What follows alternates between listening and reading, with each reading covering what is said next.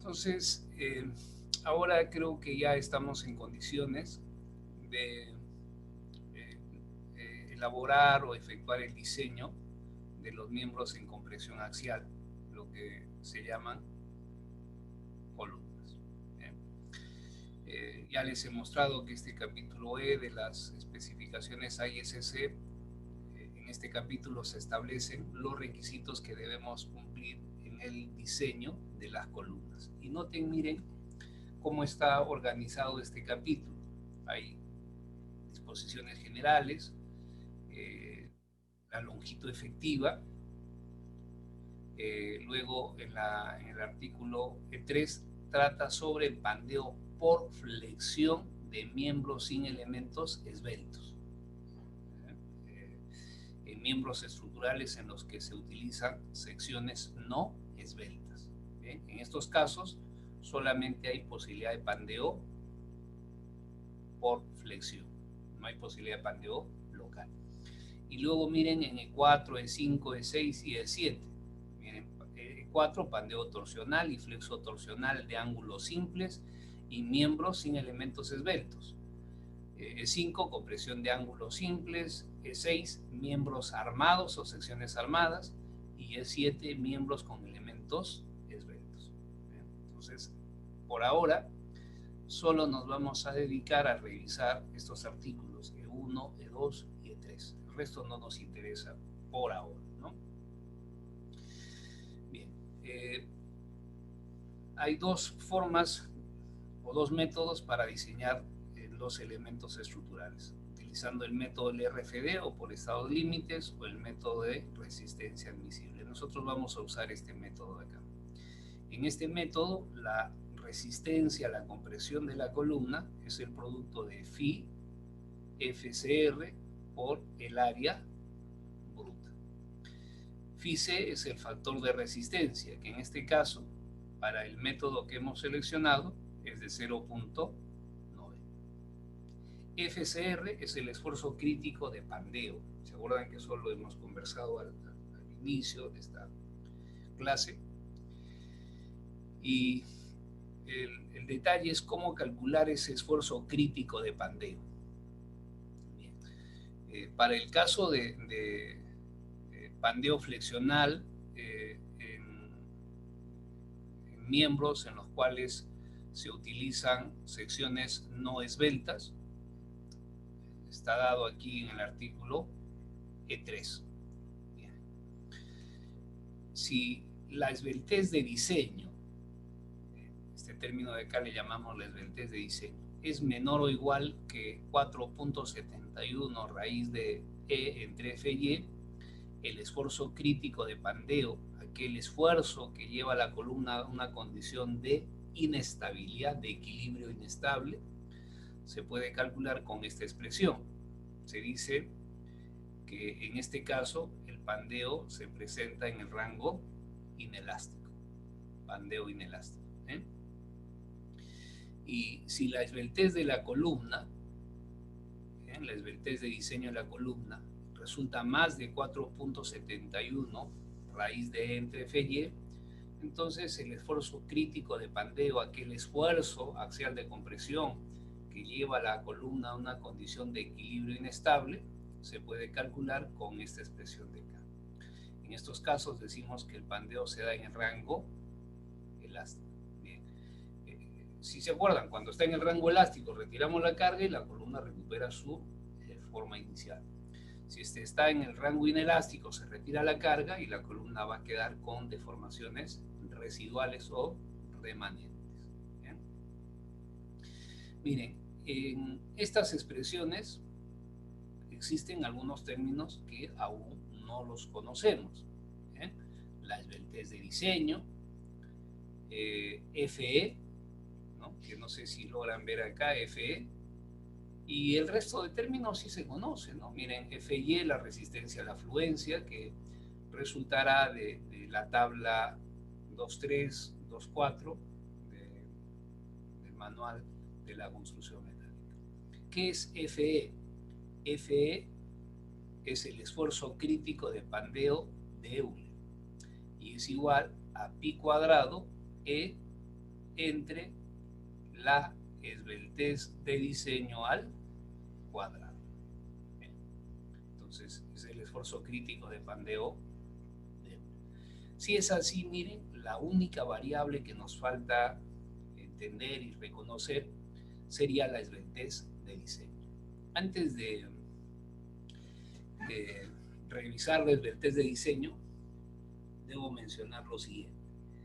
Esta vendría a ser la esbeltez límite. Bien, miren, en ambos casos es el mismo número. Entonces, si la esbeltez de la columna es menor que esta esbeltez límite, en este rango tenemos las columnas de longitud intermedia y también las columnas de longitud cortas, pero las cortas pues tienen una esbeltez muy pequeñita, no hay una diferencia entre columna corta e intermedia, ¿no? Y cuando la esbeltez es más de este límite, entonces estamos frente a columnas largas. Entonces las columnas largas fallan en el rango elástico, mientras que las columnas intermedias fallan en el rango inelástico. ¿Bien? Ahora vamos a tratar de entender la esbeltez de diseño. No sé si por acá hay un espacio donde pueda, aquí puede ser, ¿no? La esbeltez de diseño.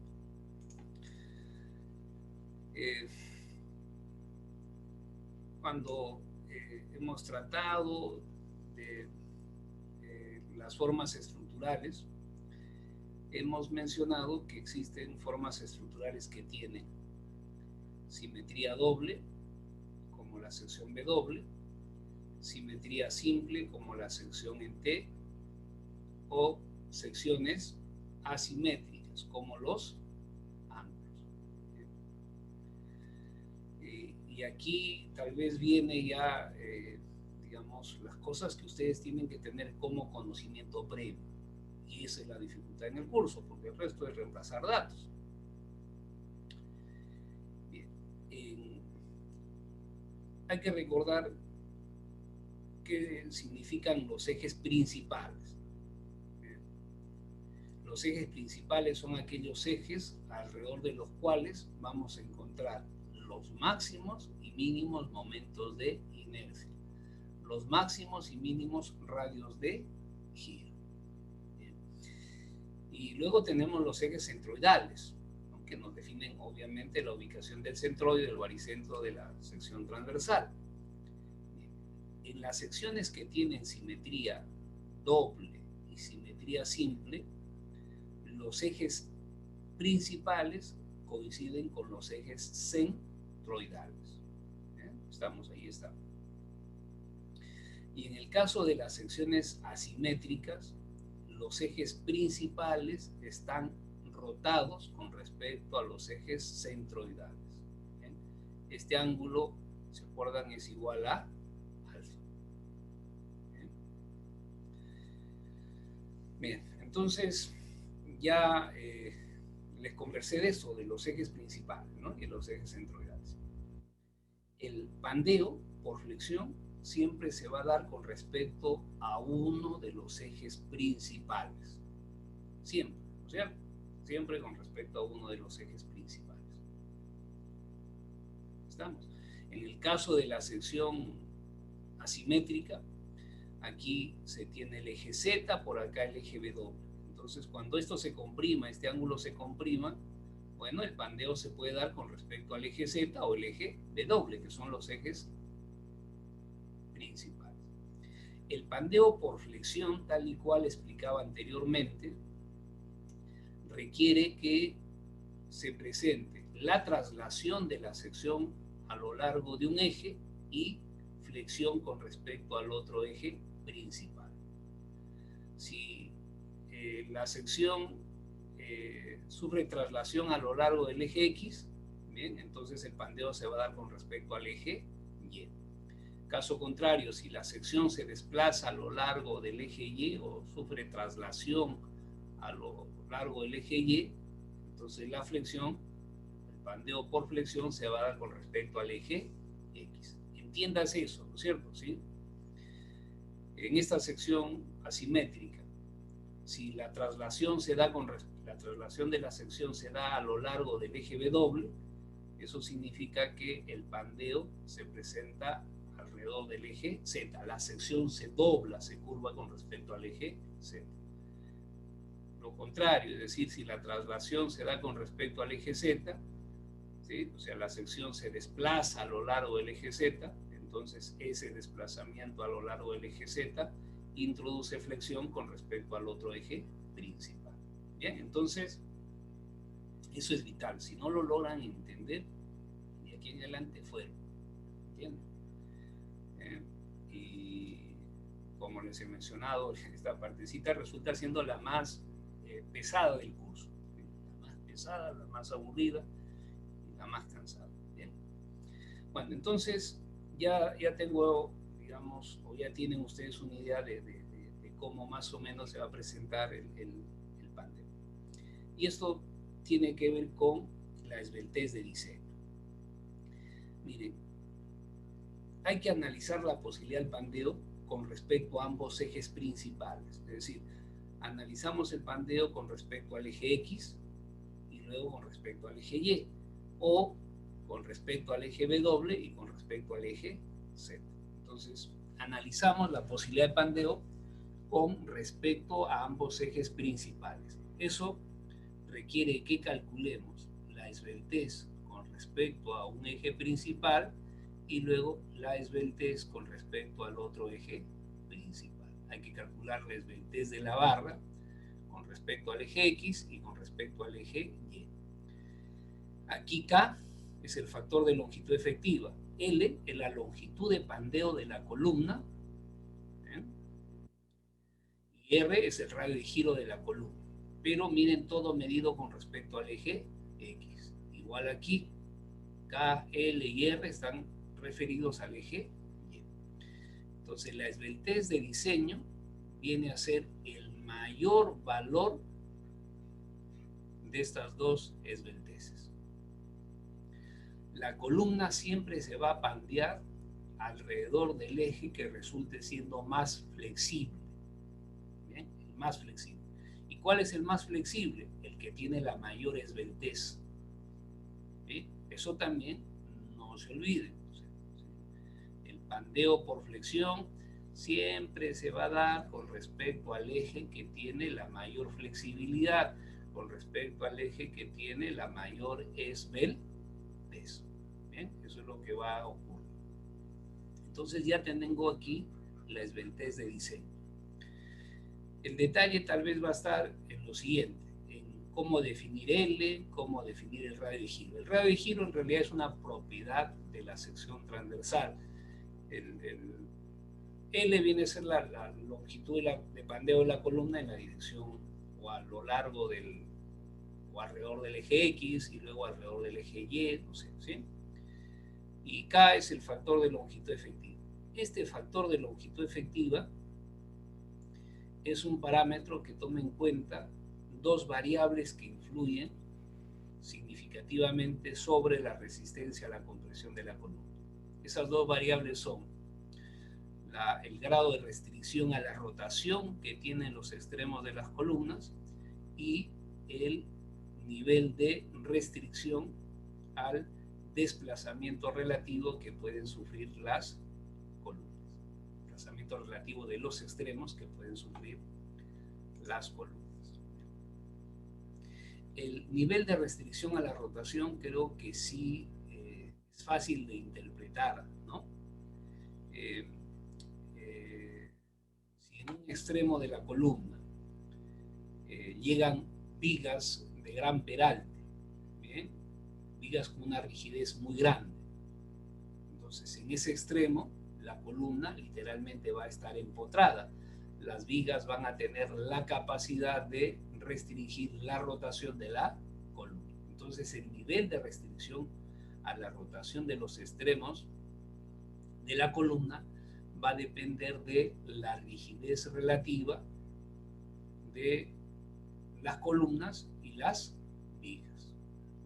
Si en un extremo cualesquiera llega una viga muy delgadita, una viga chata, Entonces, esa viga chata no va a tener la capacidad de restringir la rotación de ese extremo. ¿Bien? Entonces, asumo que eso sí se logra entender, porque no es difícil, ¿no? ¿Bien? ¿Bien? Entonces, insisto, el grado o nivel de restricción a la rotación de los extremos de las columnas va a depender básicamente de las vigas, de la rigidez relativa que existe entre las vigas y las columnas, para ponerlo de un modo un poco más formal, ¿no? Voy a insistir en esa idea porque entiendo que algunos me están escuchando y no saben qué giro o rotación de una sección, China calle, ¿no? Entonces, para ello, ¿no? Miren, por acá pueden tener una columna muy delgadita, muy delgadita, un alambre, ¿bien? Y en el extremo superior, ¿bien? Llega una viga muy rígida, ¿bien? Y digamos que se restringe la posibilidad de desplazamiento lateral de la estructura. Entonces, esta columna AB, ¿cómo se puede representar? Miren, el extremo inferior está empotrado en la base y el extremo superior, bien, va a estar también restringido de girar. Está empotrado. La viga tiene una rigidez muy grande. Aquí el EI entre el L de la viga en comparación con el EI entre el L de la columna es muy grande. Esto, en comparación, esto tiende a ser igual al infinito y esto tiende a ser igual a 0. Entonces la viga literalmente empotra a la columna. ¿Y qué pasa si sucede lo contrario? Es decir, se tiene una columna muy robusta y en el extremo superior llega un hilo, una viga, ¿no? Una viga que es un hilo, es un delgadita, es un alambrecito. ¿Bien? Entonces, aquí sucede lo siguiente. La rigidez relativa de la viga, ¿bien?, tiende a ser igual a 0. Y si comparamos la rigidez relativa de la columna, bueno, la rigidez relativa de la columna, esto tiende a ser igual al infinito. Es decir, estoy comparando estos dos términos, ¿no? Entonces, miren aquí, el extremo superior de esta columna estaría así, ¿ven? Abajo empotrado y arriba no tiene restricción a la rotación. Entonces, entiéndase que el nivel de restricción a la rotación en un extremo que tiene la columna va a ser muy dependiente de la rigidez relativa que existe entre las vigas y las columnas. Luego vamos a ver que existen procedimientos para cuantificar esto, ¿no? Pero por ahora que quede así, insisto, no debería ser un problema entender lo que acabo de decir, ¿no? Que no debe ser porque decimos sí. Ahora, lo que sí puede haber algún tipo de dificultad es entender el nivel de restricción al desplazamiento que tienen los extremos de la columna. Eso sí, probablemente se tenga dificultades para poder asimilarlo, ¿no? Miren, aquí hay dos figuras, A y B. En la figura A se tiene una estructura contraventeada, arriostrada. Estas son las riostras, ¿bien? Y abajo se tiene una estructura arriostrado, contraventeada con muros de albañilería o muros de concreto. Estas riostras o estos muros lo que hacen es darle a la estructura gran rigidez lateral en esta dirección. Cuando la estructura se cargue, tanto por la acción de cargas de gravedad como cargas laterales, bueno, la estructura se va a deformar. Aquí voy a tener un delta 1, un desplazamiento en este nivel, y aquí un delta 2. Pero como la estructura tiene mucha rigidez lateral, luego sucede que el desplazamiento relativo, delta 1 a delta 2, es tan chiquitito que es casi igual a 0. ¿Esto qué significa? Que los extremos de las columnas no sufren desplazamientos relativos. Antes y después de aplicar las cargas, permanecen sobre la misma vertical. ¿Bien? ¿Estamos? Y en el caso de abajo igualito, ¿no? El delta 1, delta 2 y el desplazamiento relativo aquí es tan pequeñito que tiende a ser igual a 0. Cuando se logra esto, cuando los desplazamientos relativos son muy pequeñitos, ¿sí? Decimos que la estructura está contraventeada. Tal vez este término no describe plenamente el asunto. El término que describe el asunto es indesplazable. ¿Bien? ¿Bien? En la estructura de la derecha, en la estructura B, bien, la rigidez lateral depende de la rigidez flexional de todos los elementos que conforman la estructura.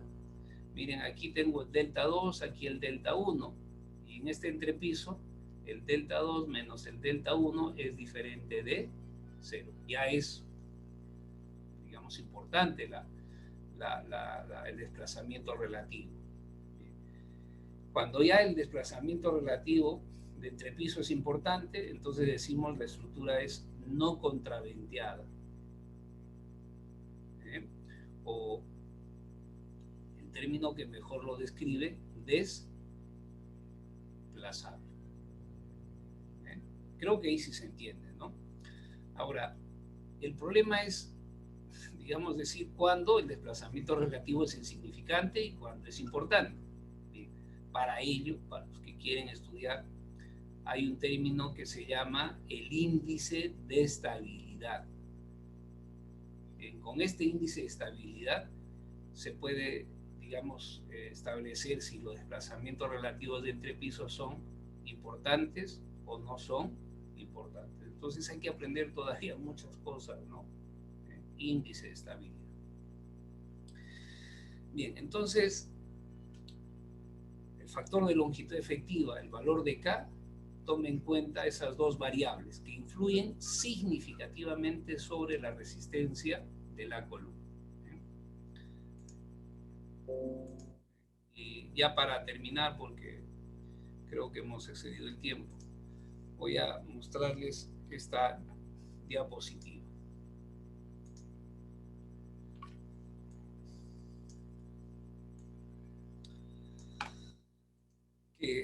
Miren, con esta diapositiva vamos a estimar el factor de longitud efectiva. Luego vamos a aprender a calcular el factor de longitud efectiva. ¿Bien? Y miren, la columna en A, en B y en C tienen cierta característica común. Antes y después de aplicadas las cargas, los extremos se mantienen sobre la misma vertical. No hay desplazamientos relativos de los extremos de las columnas. ¿Bien? Entonces, esto corresponde a estructuras o columnas que forman parte de estructuras contraventeadas o indesplazables. Y el caso de E y F, miren, los desplazamientos, los extremos de las columnas sufren desplazamientos relativos. ¿Bien? Entonces, esto corresponde a estructuras no contraventeadas o desplazables. ¿Bien? ¿Bien? Y el nivel de restricción a la rotación se nota claramente acá. Miren, en el caso A, ambos extremos están empotrados. ¿Bien? El caso B, un extremo empotrado y el otro articulado. Y el caso C es el caso que utilizó Euler. ¿Bien? Ambos extremos articulados. El caso D, E y F tienen una narración bonita. Miren. Este rectángulo significa que este extremo está restringido de girar, pero con posibilidad de desplazarse lateralmente. Miren aquí la curva elástica, aquí en este extremo la rotación es 0, el giro es 0. La pendiente de la curva elástica y es 0. Eso lo significa, ¿no? Y este círculo significa que en ese extremo la columna no tiene restricción al giro y al desplazamiento. Se puede mover y girar libremente. Bien, eso está indicado acá, ¿no? Rotación y traslación libre. Y luego aquí se indica el factor de longitud efectiva. Bien, en dos denominaciones, un valor teórico y un valor recomendado para el diseño. Nosotros obviamente vamos a usar el de acá. Noten que las estructuras contraventeadas, el factor de longitud efectiva siempre va a ser menor que la unidad. Y en estructuras no contraventeadas, el factor de longitud efectiva mayor que la unidad. Que si regresamos al documento este que les he mostrado, a las especificaciones, bien, notarán que dependiendo de la esbeltez de la columna, la resistencia de esta puede ser grande o pequeña. Tal vez en estas expresiones no se note, pero sí en la ecuación de Euler. Miren, PCR es la carga crítica de Pandeo de Euler. Es pi cuadrado, o voy a ponerlo así mejor. Bueno, voy a ponerlo en términos del esfuerzo, que es más fácil de visualizar. El esfuerzo crítico de Pandeo de Euler, aquel esfuerzo que lleva a la columna a una condición de equilibrio inestable, sería pi cuadrado, o que genera la columna esté en una condición de equilibrio neutro, ¿no? Pi cuadrado E entre la esbeltez de diseño al cuadrado. La resistencia de la columna sería el producto del esfuerzo crítico por el área. Entonces, a mayor esbeltez de diseño, menor resistencia de la columna.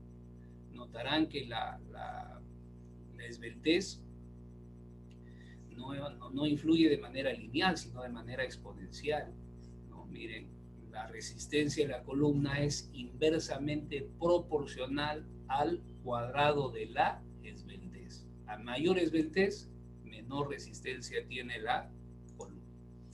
Es decir,